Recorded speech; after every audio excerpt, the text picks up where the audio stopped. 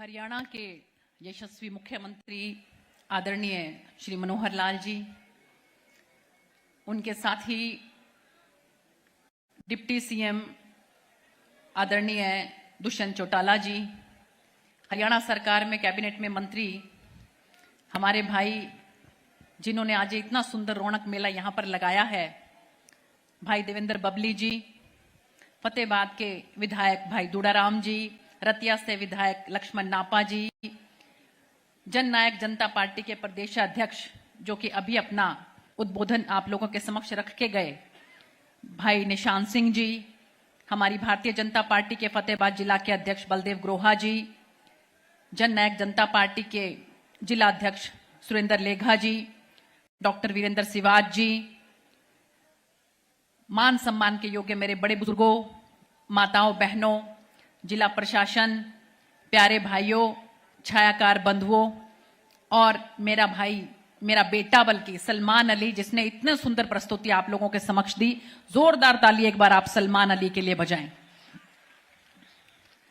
तो आज हम सब यहां पर नेताजी की 126वीं जयंती के उपलक्ष्य में एकत्रित हुए हैं, लेकिन बड़ी खुशी की बात यह है कि हमारे भाई देवेंद्र बबली जी पिछले 15 सालों से इस दिन को चुनकर यह मधुर मिलन का कार्यक्रम करते हैं।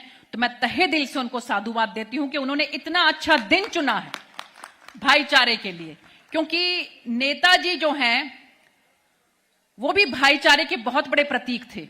ऐसे समय में जब हमारा देश गुलाम था, ऐसे समय में कि जब हमारे देश को इस तरह के विचार के इंसान की जरूरत थी, तब उन्होंने हमारे भारत का झंडा बुलंद किया और आजाद हिंद फौज बनाई। आप ये देखिए कि वो एक सेनापति थे, एक वीर सैनिक थे, एक नेता थे और एक ऐसी शख्सियत थे कि जो बाहर के देशों में जाकर उनके नेताओं को भी प्रभावित कर सकती थी। मुझे नहीं लगता कि शायद उनके सिवा कोई भी ऐसा इंसान है कि जो फौजी भी था और नेता भी था।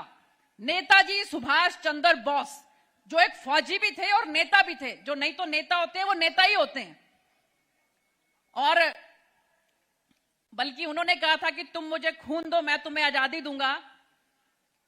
पहले के जो बहुत पहले, आप लोगों को पता ही है, पहले की पार्टी के जो नेता थे कई, वो तो ये कहते कि तुम मुझे वोट दो, मैं तुम्हें बर्बादी दूंगा। तो ऐसे हमारे नेताजी थे जिन्होंने इस देश को आगे बढ़ाया और उनके जो बातें हैं अगर वो अपने जीवन में हम अब उतार लें तो मुझे लगता है कि हमारे देश को आगे बढ़ने से कोई नहीं रोक सकता। उन्होंने कहा था कि सबसे बड़ा अपराध अन्याय सहना और गलत के साथ समझौता करना है। तो हमें अन्याय भी नहीं सहना और गलत के साथ समझौता भी नहीं करना। और जो अपनी ताकत पर भरोसा करते हैं वो आगे बढ़ते हैं, और जो उधार की ताकत वाले होते हैं वो घायल हो जाते हैं। ये सब बातें नेताजी सुभाष चंद्र बोस ने उस समय में कही थी। आप देख रहे हैं कि किस तरह से हमारे माननीय मुख्यमंत्री जी पूरे देश को, पूरे हरियाणा प्रदेश को एक सूत्र में पिरोए हुए हैं।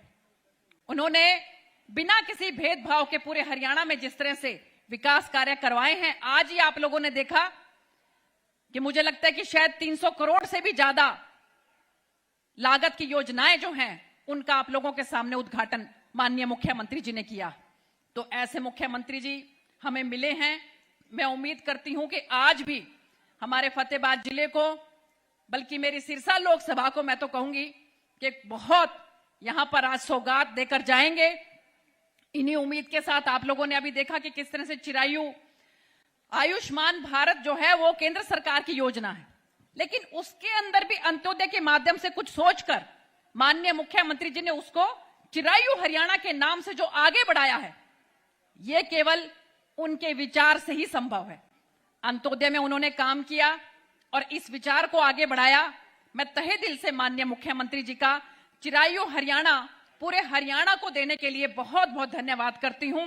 इन्हीं शब्दों के साथ आप लोगों को भी मालूम होगा कि जय हिंद का नारा जो है वो भी हमारे नेताजी ने दिया था। आज हम कितने गर्व के साथ कहते हैं कि जय हिंद। आप पीछे पीछे बोलिए, जय हिंद, जय हिंद, जय हिंद। ये जय हिंद का नारा जो है, ये भी हमारे नेताजी सुभाष चंद्र बोस ने दिया था। तो इन्हीं शब्दों के साथ आपका बहुत बहुत धन्यवाद। जय हिंद, जय भारत, भारत माता की। बहुत बहुत धन्यवाद। बहुत बहुत धन्यवाद।